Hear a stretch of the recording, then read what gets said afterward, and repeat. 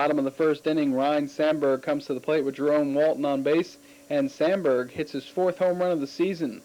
A 2-run shot to left field for Sandberg that gives him 13 RBIs for the year and gives the Cubs an early 2-0 lead.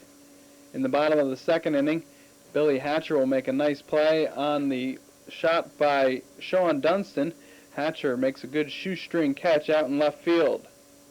Now we go on to the top of the third inning where the Reds get one back. Jeff Reed hits a solo home run to right field.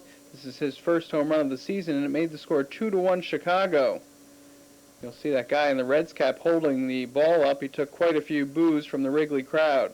Cincinnati tied the game in the top of the fourth inning, and then still in the fourth inning, Mariano Duncan hit a single to left field that scored Paul O'Neill, giving the Reds a 3-2 lead. But in the bottom of the fourth, the Cubs came back and tied it up.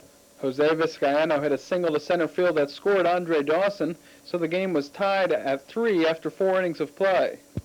Now we move on to the top of the 8th inning after we get a look at a Mother's Day banner, and Mariano Duncan comes to the plate with 2 men on. Duncan slices a triple to right center field. Both Hal Morris and Paul O'Neill came in to score on this play. That made the score 5-3 Cincinnati, and that turned out to be the final score.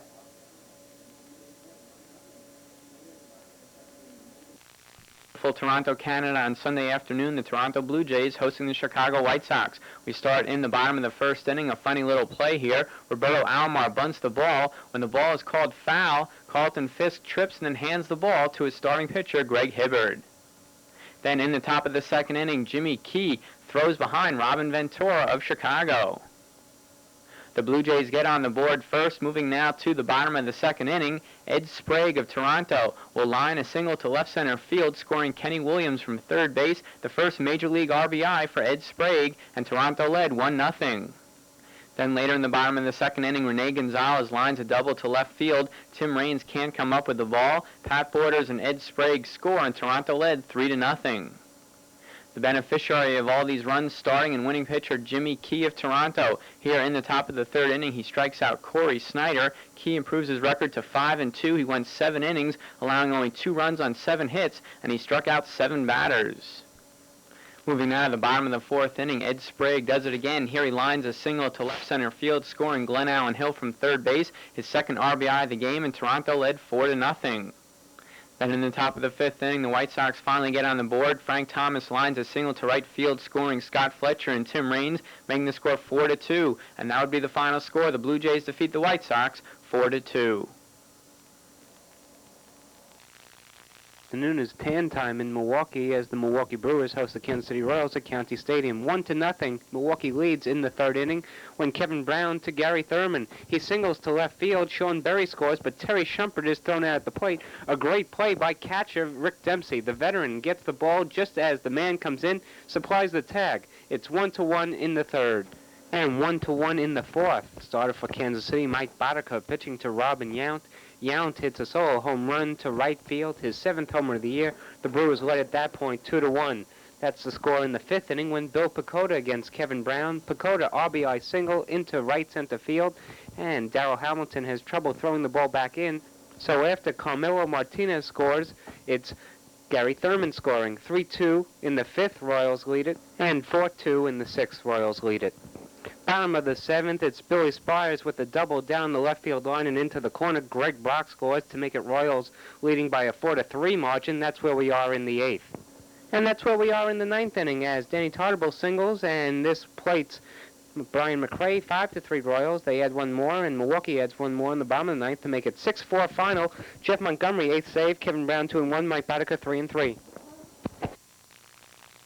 From Pittsburgh on Sunday afternoon, the Pirates hosting the Atlanta Braves. We start in the top of the first inning. This is Ron Gant of Atlanta at the plate, facing Vicente Palacios of Pittsburgh. Gant belts a 2-run home run to left field, his 4th home run of the year. RBIs number 13 and 14 for Gant, and Atlanta led 2-0.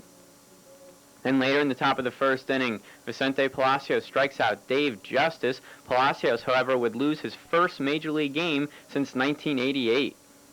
Then later in the top of the second inning, Lloyd McClendon going for Greg Olson's fly down the right field line in foul territory. McClendon can't come up with it. Then he crashes into the bullpen fence. Then the next pitch in the top of the second inning to Greg Olson will go to Bobby Bonilla, but he makes a great play to get Olson at first for the out. Moving now to the bottom of the second inning, the starting and winning pitcher for Atlanta, Steve Avery, strikes out Don Slaught. Avery went 6 innings, allowing only 4 hits, 1 run, and he struck out 4 batters. Then in the top of the 6th inning, Dave Justice at the plate. He lines a 2-run home run to right field, his 3rd home run of the year. RBIs number 20 and 21 for Justice, and Atlanta led 4-0.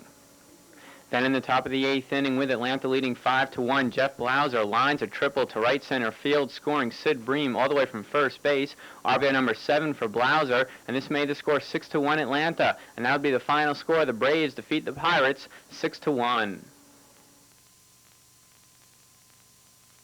Twins hosting the Tigers in Sunday afternoon action. We start in the bottom of the 1st inning, no score at this time. Kirby Puckett lines a single to right field, scoring Shane Mack from third base, giving Minnesota a 1-0 lead. And watch what happens on the throw to third base. Chuck Knobloch goes into third for Minnesota, and Travis Fryman, the Tigers' third baseman, ends up on the back of Chuck Knobloch.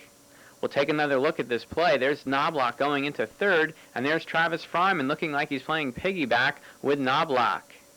Then later in the bottom of the 1st inning, Chili Davis will belt a 3-run home run to deep right field, his 6th home run of the year. RBI number 17, 18, and 19 for Davis, and this gave the Twins a 4-0 lead. The winning pitcher in this game, Scott Erickson of Minnesota. We move now to the top of the 2nd inning. Here Erickson will strike out Cecil Fielder. Erickson went 7 innings, allowing no runs on 3 hits, and he struck out 3 batters. We move now to the bottom of the 3rd inning. Chili Davis will do it again for the Twins. Here he belts a solo home run to deep right center field, his 7th home run of the year, his 2nd of the game, and RBI number 20 for Davis. This gave the Twins a 5-0 lead. Then in the top of the 9th inning, with the Minnesota Twins leading 8-0, Cecil Fielder will hit a solo home run to left center field, his 5th home run of the year, making the score 8-1. But the Twins hold on and win 8-3. Evening from the Houston Astrodome. Pull up a chair. There are plenty of them, as the Houston Astros are hosting the St. Louis Cardinals. Top of the 2nd with St. Louis leading 1-0. Jose Oquendo on first base and Ray Langford on third base. Oquendo breaks for second, and Carl Nichols' throw goes down to second. Ray Langford at third base comes in to score, and it is a 2-0 St. Louis lead. The Astros cut the margin in half with Steve Finley at the plate in the bottom of the 3rd inning against starter for St. Louis, Bryn Smith. Finley doubled down the left field line. Jim Deshaies scores 2-1 Cards, and it was Finley's 26th birthday tonight. Bryn Smith in the 5th inning takes one off the pitching elbow from Carl Nichols. It goes for a single. Smith does continue in the game, a trooper. Smith delivering to Eric Yelding in the 5th inning, and this is a single plating Casey Kendall, 2-2 through 5. St. Louis breaks the tie big time in the 8th inning with a 5 spot with the score 4-2 Cardinals in front. Ozzie Smith single to right field scores Milt Thompson and Gerald Perry, 6-2 Cardinals. And Pedro Guerrero follows with an RBI single into left field. This enables Ozzie Smith to score 7-2 Cards in the 8th. And that's where Ken Caminiti hits the ball that Todd Zeal makes a great play at third base to get him, and the Cards hold on against Houston for a 7-3 victory. Chris Carpenter, the winner, he's 4-1. Al Osuna, the loser, he's 1-1. The New York Mets at Candlestick Park. Howard Johnson batting against Trevor Wilson in the 1st inning. Hojo a single into left field. This is Hubie Brooks trying to score on the play, and he does. Steve Decker thinks he blocked the plate, but the call is safe. 1-0 Mets in the 1st.